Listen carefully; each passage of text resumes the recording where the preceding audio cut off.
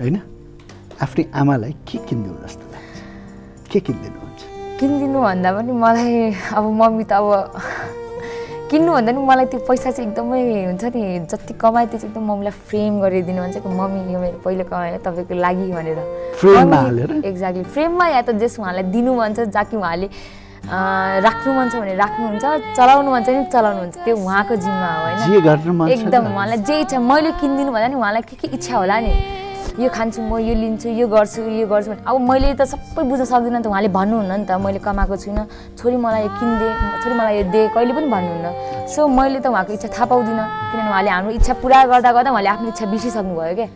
कि मेरो के इच्छा होला भनेर आफू जलेर एकदम हामीलाई उज्यालो दिनुभएको छ आमा हो एकदमै दिनुभएको छ त्यो सत्य कुरा हो अनि त्यही भएर अब म यो किन्छु चाहिँ म केही पनि भन्दैन उहाँ जे खुसी हुनुहुन्छ त्यसमै म खुसी छु जस म उहाँलाई दिन चाहन्छु सबै कुरा अब बाल्यकालमा तपाईँ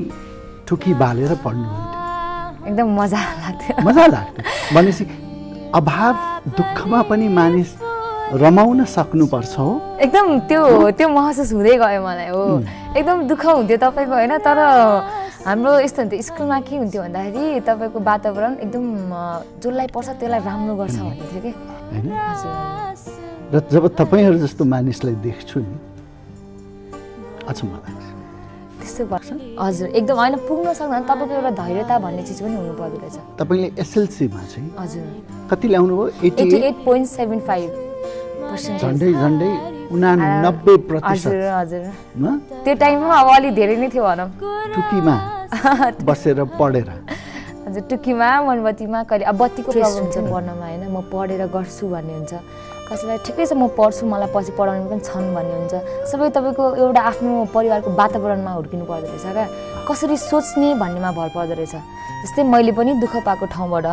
म निस्केको तर मैले अब धेरै दुःख भयो अब म एउटा एकैचोटि सुख खोज्न जान्छु भनेर म गइनँ किनभने होइन यो दुःखलाई पछिसम्म चाहिँ कसरी हटाउने त अहिले ठिक छ म दुःख नै पाउँदै जान्छु तर बिस्तारै दुःख गर्दै पछिसम्म सुख कसरी हुन्छ त त्यो दृढता भयो एक्ज्याक्टली म त्यसरी सोच्दै गएँ अठोट भयो हजुर त्यसरी डिटरमाइन भएँ म अनि त्यही भएर मैले पढ्दै सायद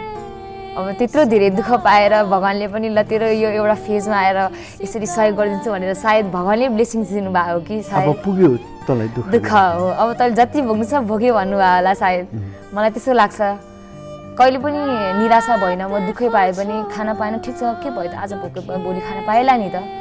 आज दुःख भयो भोलि अलिकति सुख पाएन त्यही आशमा बित्यो त्यही भएर मैले कहिले पनि मलाई एकदमै निराशा भएर मैले अर्को बाटो रोज्ने मैले कहिले पनि पाइला चालिनँ त्यही भएर होला सायद मलाई भगवान्ले अहिले साथ दिइरहनु भएको छ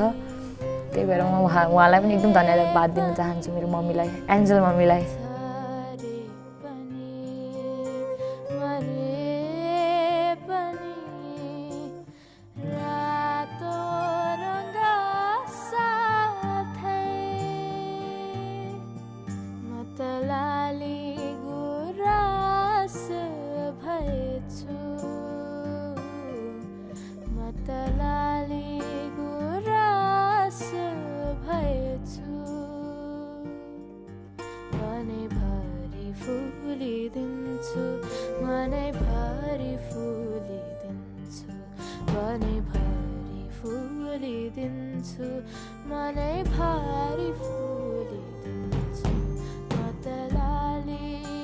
गुरास भए